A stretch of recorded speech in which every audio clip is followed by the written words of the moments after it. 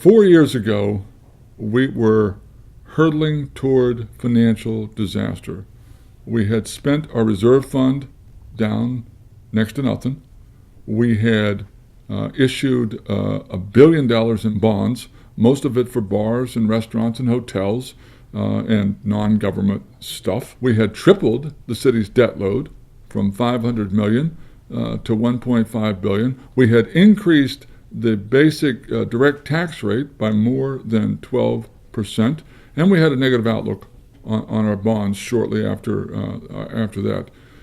We obviously could not continue to do that. And we had none of the financial policies and controls in place that you need to have in a modern big city. Today, we have a state-of-the-art economic development incentive policy, probably one of the best in the country. We have all the other normal, basic financial policies that you need to have. We have increased the reserve fund to the highest level it's been in more than 10 years. We have leveled off the debt and not added to the debt load. We have a stable outlook and a AA rating from all three bond agencies, and we've actually decreased the direct tax rate. We have done a remarkable transformation of the basic financial statements of the city, and we did it in the face of the greatest recession this country's seen since the Great Depression.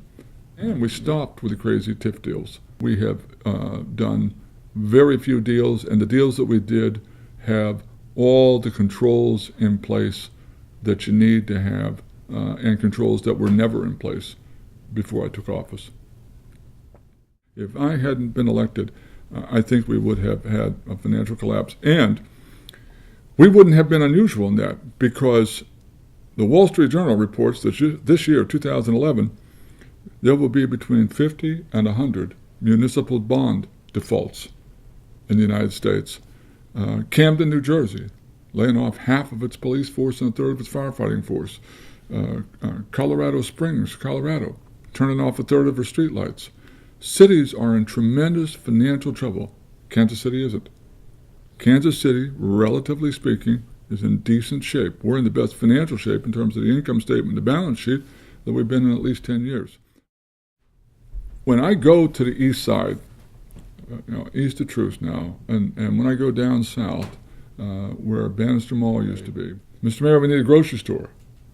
Mr. Mayor, we need jobs. Well, if we bring middle-class people back, they bring with them their disposable income.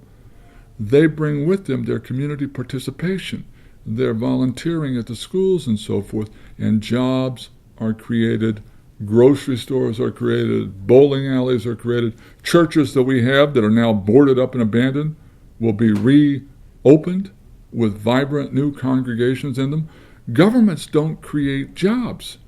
You hear politicians talk about jobs all the time. Markets create jobs. Bannister Mall closed because people left. Tens and tens of thousands of people. And the people who left had money. When those people and their money come back, we could have a whole lot more revenue to the city and provide a whole lot better services without increasing taxes, because our tax base would increase. We could do a better job with infrastructure without increasing taxes, because our tax base would increase. It is the markets, not the government, that creates the job. But the market is impacted by the things that the government does. You got to make it clean.